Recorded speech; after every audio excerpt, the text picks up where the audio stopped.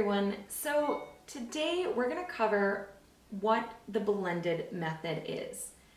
Now, if you've made anything in baking, you probably have come across the blended method. If you've used a cake mix, you've used the blended method. So it goes by other names. You might have heard it be called the quick method, the one stage, or the dump method, because basically everything gets dumped into the bowl and mixed together.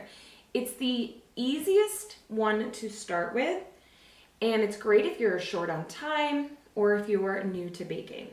I love the blended method. Whenever I need a dessert whipped up quickly, I go to the blended method. All you need for it is really a mixing bowl large enough to hold your ingredients and a whisk, or you could also even use a spatula. So you don't need much as far as tools go, which is also great if you're new to baking, if you don't have a lot in your kitchen. So when it comes to the blended method, it relies on a liquid fat so it can come together quickly, such as vegetable oil or some sort of other liquid oil, or melted butter, which is also one of my favorites to use because it adds a lot of flavor and it's incorporated quickly. Because it comes together just using a whisk and a liquid fat, there's not a lot of air that gets incorporated into the mixture, which means it's going to rely on your leavening agents. What do I mean by that? Meaning your baking powder or baking soda or a combination of the two. So you want to make sure when you're using the blended method that these leavening agents are fresh.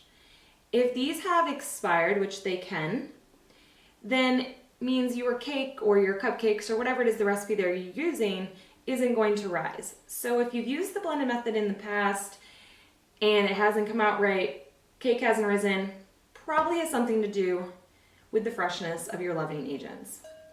To test out your freshness of your leavening agents, there's a quick and easy way to do it. Baking soda reacts with an acid. So what I do is I just add a little bit of baking soda to a bowl here, and it reacts with an acid, and if it's fresh, it will bubble. So I have here just a little bit of vinegar. Lemon juice works great as well.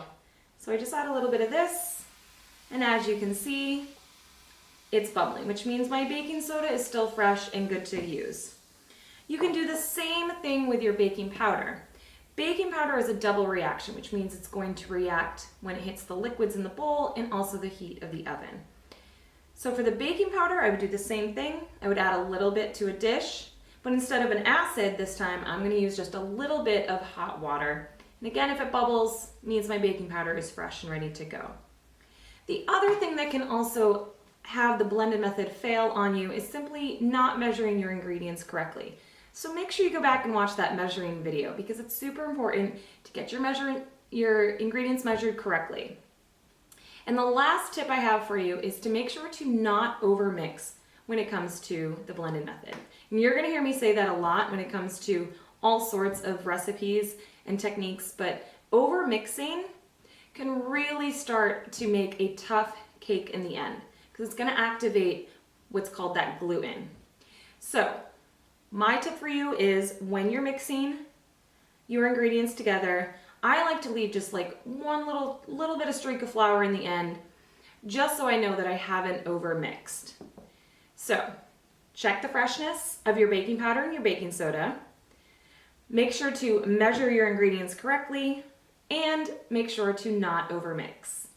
If you follow those tips, I will guarantee that your recipes that you try using the blended method will come out perfectly. So let's get started. Let's start making something using this method.